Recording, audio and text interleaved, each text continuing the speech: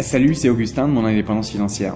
Aujourd'hui, je vais vous lire le chapitre 11 du livre Comment se faire des amis de Dale Carnegie. Frapper la vue et l'imagination.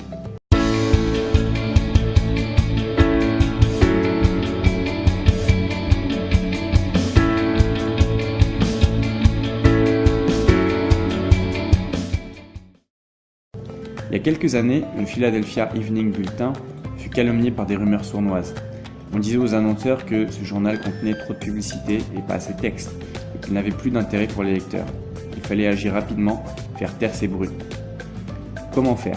Le bulletin découpa dans une de ses éditions courantes tous les textes non publicitaires imprimés en une seule journée, les classa et les publia sous la forme d'un livre.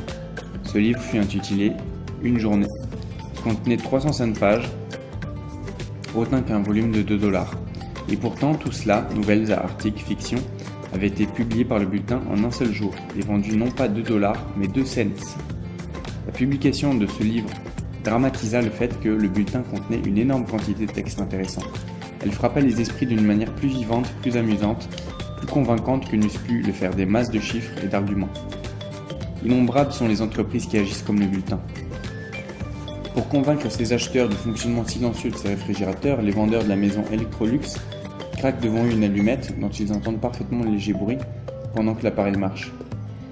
La maison Sears Roebuck distribue des catalogues où les chapeaux sont autographiés par Anne Sothern, l'actrice de cinéma. L'agent de publicité George Welbon révèle qu'une vitrine animée perd en s'arrêtant 80% de ses spectateurs. Mickey Mouse est en train de se faufiler dans l'encyclopédia et son nom sur les jouets d'une fabrique suffit à sauver celle-ci de la faillite. La compagnie Eastern Airlines attire sur le trottoir des foules compactes simplement en mettant dans sa vitrine la reproduction exacte des tableaux de bord d'un avion Douglas. À la radio, un commerçant stimule ses représentants en leur donnant le compte-rendu d'un combat de boxe imaginaire entre son produit et celui d'un concurrent. La lumière d'un projecteur tombe sur un étalage de bonbons et les ventes de bonbons sont doublées. Chrysler fait monter des éléphants sur ses voitures pour en démontrer la solidité. Deux as de la vente ont écrit ensemble un livre sur l'art de convaincre et de vendre. Ils en ont fait un film qui passe dans des centaines de grandes maisons de commerce. Les vendeurs voient et comprennent instantanément ce qu'il faut faire et ne pas faire dans leur métier. Affirmer une vérité ne suffit pas. Il faut frapper l'imagination, rendre les faits vivants, intéressants, impressionnants. C'est ce que fait le cinéma, c'est ce que fait la radio. C'est ce que vous devez faire si vous voulez capter l'attention. Les étalagistes savent bien ça. Un fabricant de Morora avait distribué à ses revendeurs un matériel d'étalage qui comprenait 2 rats vivants. Pendant la semaine où les rats furent exhibés, les ventes atteignirent 5 fois leur volume normal. Monsieur James Boynton avait été chargé par une grande entreprise de parfumerie de faire une enquête sur la situation du marché des produits de beauté. Enquête motivée par l'annonce d'une baisse imminente des prix concurrents. L'industriel n'était pas satisfait de la façon dont l'enquête avait été menée. Il critiqua, dit M. Boynton, les méthodes que j'avais employées. Je me défendis. Nous discutâmes. Je finis par prouver que j'avais raison, mais il me fallait partir, et je n'avais pas eu le temps de produire les résultats de mes recherches. À la deuxième visite, je ne m'embarrassais pas de chiffres et de données. Je résolus de frapper l'imagination de mon client. En entrant dans son bureau, je vis qu'il était occupé à téléphoner.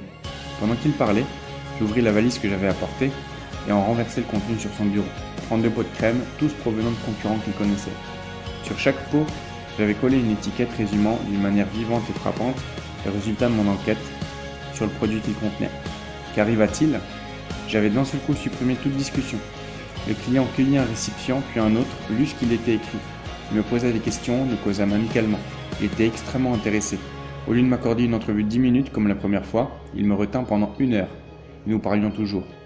C'était les mêmes faits que je présentais, mais cette fois, je frappais la vue, l'imagination de mon auditeur. Quelle différence ça a fait! Si vous voulez convaincre votre auditeur, observez la règle numéro 11, frappez sa vue et son imagination. Voilà, j'espère que cette petite lecture vous aura plu. N'hésitez pas à liker, à partager la vidéo, et je vous dis à bientôt pour une prochaine.